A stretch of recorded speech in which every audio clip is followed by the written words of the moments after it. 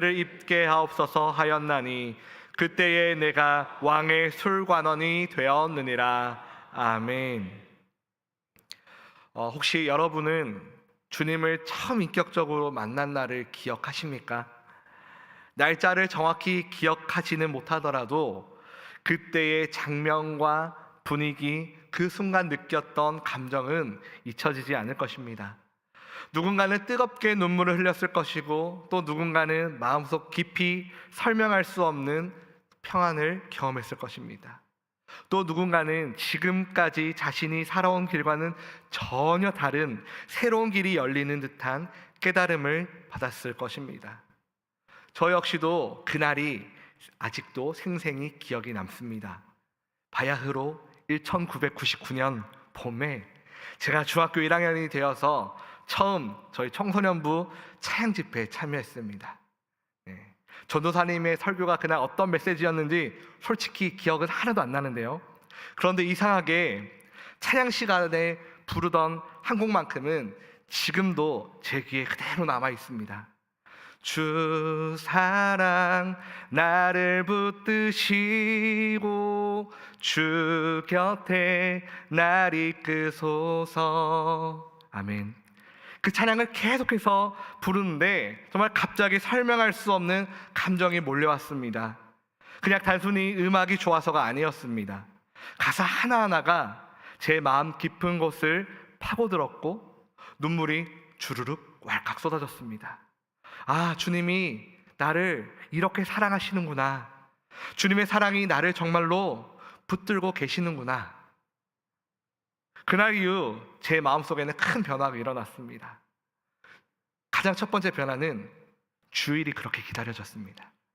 토요일 밤이면 빨리 내일이 오기를 바랬습니다. 또 교회 가는 것이 너무 즐거웠고 기도와 찬양이 제 입에서 저절로 흘러나왔습니다. 성경 말씀이 머리로만이 아니라 마음으로 스며드는 경험을 했습니다.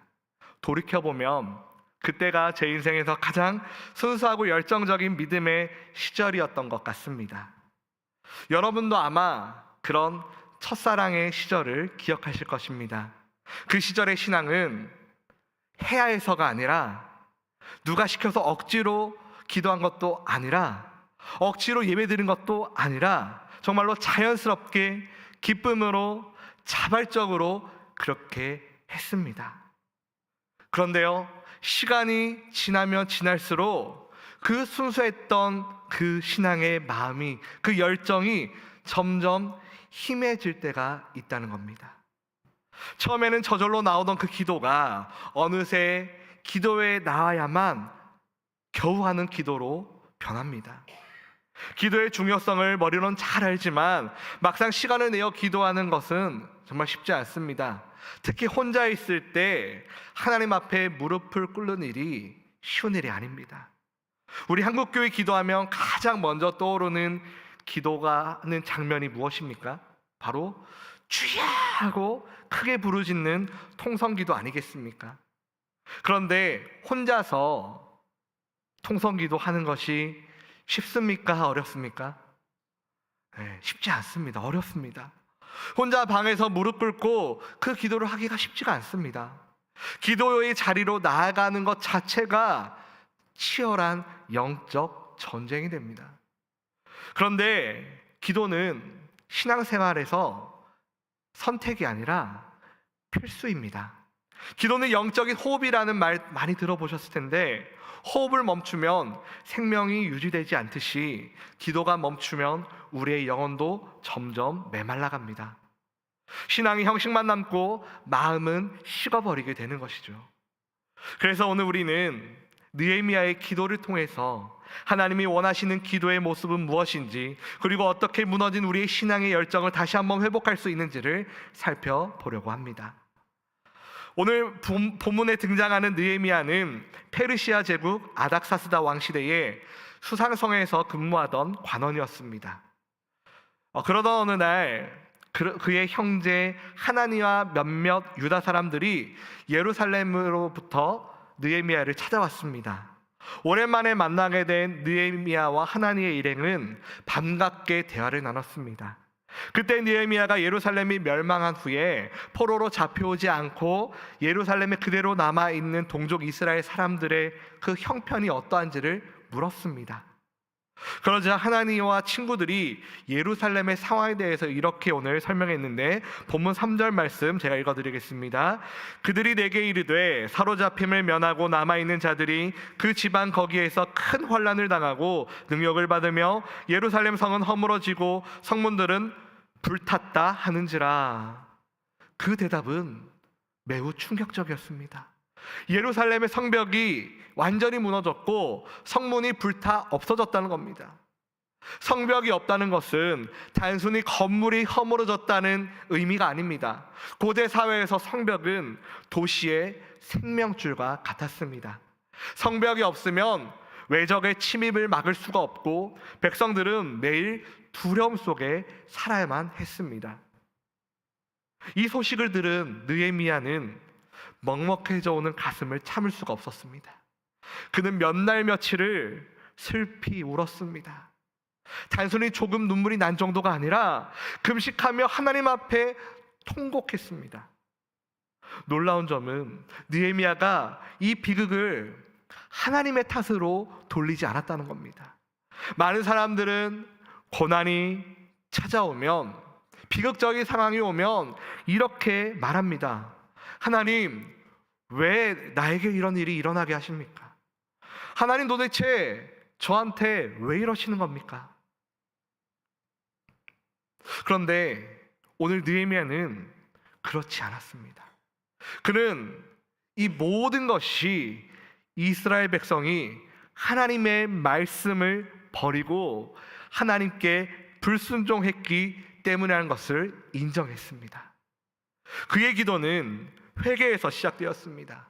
신명기 28장에서 하나님은 말씀하셨습니다. 내 말에 순종하면 들어와도 복을 받고 나와도 복을 받지만 불순종하면 저주받을 것이다. 느헤미야는 이 말씀을 떠올렸습니다. 그리고 그 약속을 붙들고 하나님께 이렇게 기도했습니다. 주여, 우리는 범죄했습니다. 나와 내 아버지의 집이 죄를 범하였습니다.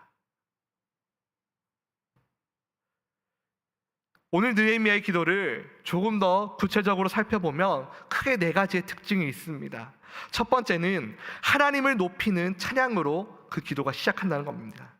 본문 5절에서 그는 이렇게 고백합니다. 하늘의 하나님 여호와 크고 두려우신 하나님이여. 기도의 첫 마디부터 자신의 문제를 지금 이야기하고 있지 않습니다. 먼저 하나님이 어떤 분이신지 고백하며 하나님의 위대하심과 언약이 신실하심을 찬양했습니다. 우리의 기도도 이와 같아야 합니다.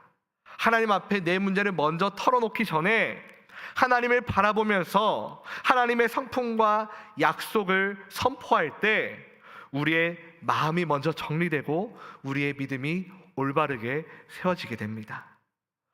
두 번째로 철저한 회개로 나아갔습니다.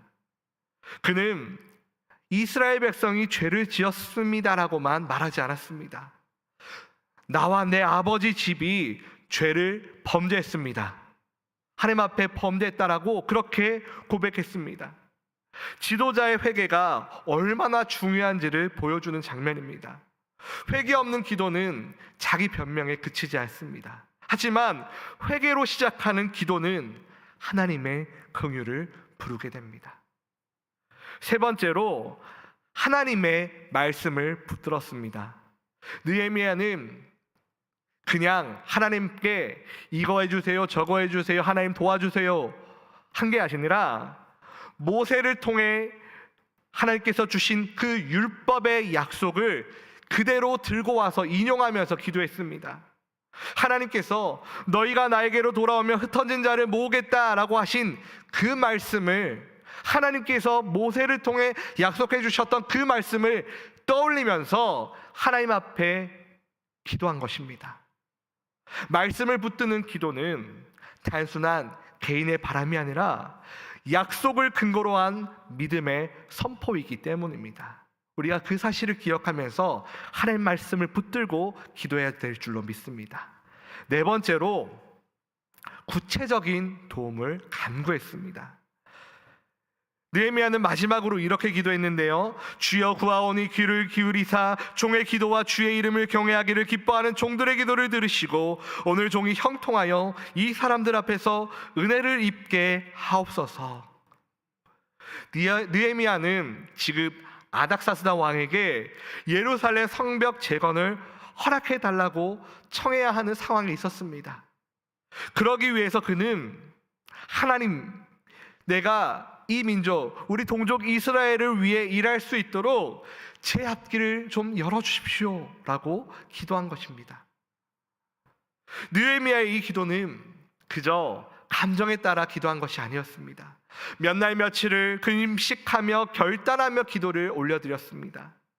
느헤미야의 이 모습이 당연하게 느껴질 수도 있지만 사실은 느헤미야가 처한 상황을 살펴보면 결코 당연한 일이 아니었습니다. 오히려 매우 이례적인 반응이라 할 수 있습니다. 유다가 바벨론에 의해 멸망당한 시기는 주전 586년이고 그리고 느헤미야가 활동하던 시기는 그로부터 약 140여 년이 흐른 주전 440여 년경이었습니다. 즉 예루살렘 성전이 무너지고 남유다가 멸망당한 지 어느덧 140여 년의 긴 세월이 흘러간 이후의 상황이었습니다. 느헤미야는 포로 4세대 혹은 5세대쯤 되는 유대인 동포였습니다. 오늘 우리로 치면 외국에 이민 가서 정착한 한인교포 4, 5세대쯤 되는 것이었습니다. 보통 외국에 나간 교포가 3세대쯤 되면 겉만 한국 사람이지 그 외 모든 것은 다 그 나라 사람이라고 생각합니다. 제가 2012년도에 벌써 14년만 흘렀는데요, 호주 시드니의 작은 한인교회에서 사역을 한 적이 있습니다. 1년 정도 사역을 했었는데 그때 그 호주에서 만났던 한인 2세, 3세 아이들 중에는 한국어를 거의 사용하지 않는 아이들이 많았습니다. 제가 그 친구들에게 한국어로 말을 걸고 인사를 하면 그 아이들은 저에게 영어로 대답을 했습니다. 처음에는 매우 당황했습니다. 제가 영어를 그렇게 잘하지 못했는데 애들이 다다다닥 영어로 막 빠르게 말을 하니까 너무 당황했던 기억이 나는데, 그만큼 외국에서 태어나고 그곳에서 계속 자란 사람들은 자연스럽게 그 나라의 언어는 물론이고 문화와 사고방식까지 전부 다 그 나라에 익숙해져서 자신 스스로를 그 나라 사람으로 인식하는 경우가 참 많습니다. 그런 점에서 느헤미야가 자신의 모든 것을 다 내려놓고 그렇게 오랜 세월이 지난 이후에 자신의 동족 유대인들을 돕기로 결단한 것은 결코 평범한 일이 아니었습니다. 앞서 느헤미야는 수상궁에서 일하는 관원이라고 했습니다. 오늘날로 치면 미국 백악관에서 일하는 한인교포와도 같습니다. 그냥 지금 본인이 살던 대로 편하게 살면 되는데 느헤미야는 달랐습니다. 이름도 모르고 얼굴도 모르는 동족 유대인들을 생각하면서 슬퍼했습니다. 그들의 고통을 자신의 고통으로 생각했습니다. 더 나아가 그들을 위한 일이라며 무엇이든지 다 하겠다고 결단하며 하나님께 간절히 기도했습니다.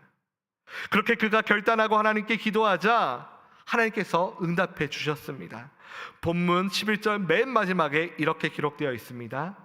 그때에 내가 왕의 술관원이 되었느니라. 술관원에 대해서는 우리는 잘 알고 있지요. 어디에서 술관원 얘기 들어보셨습니까? 창세기에서 요셉이 억울하게 누명 쓰고 감옥에 갇혔을 때 그때 만난 사람 중에 한 사람이 바로 이 술관원 아니었습니까? 우리가 잘 아는 대로 술관원은 단순히 왕 옆에서 술만 따르는 사람이 아닙니다. 왕의 식음료를 미리 시음하며 독이 있는지 없는지 확인하고 또 왕 곁에서 정치적인 자문도 하는 정말 신뢰받는 자리였습니다. 오늘날로 치면 대통령 비서실장이나 또 경호실장쯤 되는 권력과 안전을 책임지는 중요한 직책이 바로 이 술관원이었습니다. 하나님께서는 그의 결단이 실행될 수 있도록 그 기도에 응답하셔서 그의 길을 열어주신 겁니다. 술관원이 될 수 있도록 해주신 거죠. 느헤미야는 하나님의 말씀을 통해서 하나님의 뜻을 분별한 뒤에 구체적인 행동 계획을 세웠습니다. 그리고 때를 기다리며 계속해서 간절히 기도했습니다. 결국 그 기도는 역사를 움직였습니다. 페르시아 제국의 왕이 예루살렘 재건을 지원하도록 변화되었습니다. 오늘날 우리도 마찬가지죠. 하나님께 쓰임받는 사람은 결단과 다짐의 순간을 결코 흘려보내지 않습니다. 그 순간을 붙잡고 기도의 자리로 나아가고 믿음의 행동을 시작합니다. 오늘 이 기도의 자리에서 저와 여러분의 무너진 성벽이 무엇인지 함께 살펴보기 원합니다. 기도의 성벽이 무너졌는지, 말씀의 성벽이 무너졌는지, 거룩함의 성벽이 무너졌는지 되돌아보기 원합니다. 하나님은 지금도 여전히 찾고 계십니다. 무너진 성벽을 보고 마음 아파하며 무릎 꿇는 사람, 그리고 재건을 위해 결단하는 사람을 찾고 계십니다. 오늘 저와 여러분이 이 느헤미야처럼 간절하게 기도하길 소망합니다. 하나님을 찬양하고 철저히 회개하며 말씀의 약속을 붙들고 구체적인 행동을 준비하는 기도가 이어지게 되기를 바랍니다. 그렇게 기도하는 사람을 통하여서 하나님은 무너진 성벽을 다시 세우십니다. 그 성벽은 단순한 돌담이 아니라 우리의 무너진 가정, 또 무너진 관계, 무너진 영혼의 회복이 될 줄로 믿습니다. 오늘 바로 그 결단과 다짐의 순간이 되기를 간절히 바랍니다. 주여, 우리에게 다시 기도의 영을 부어주시고 무너진 성벽을 재건하게 하여 주옵소서. 저와 여러분의 그 기도의 고백이 되기를 시간 간절히 소망합니다. 함께 기도드리겠습니다. 사랑과 은혜의 하나님 아버지, 오늘 말씀을 통해 느헤미야의 마음과 기도를 배우게 하시니 참 감사합니다. 우리의 무너진 성벽을 보게 하시고 그것을 회복하기 위해 결단하기 원합니다. 우리에게 무너진 성벽이 무엇인지 이 시간 깨닫기 원합니다. 기도의 성벽이 무너진지 아니면 말씀의 성벽이 무너진 것인지 하나님, 이 시간 하나님 앞에 찬양하고 철저히 회개하며 말씀의 약속을 붙드는 그런 기도의 사람 되게 하시고 오늘의 결단이 또한 행동으로 이어져서 우리의 가정과 교회와 이 땅이 새로워지게 하여 주옵소서. 감사드리며 거룩하신 우리 주 예수 그리스도의 이름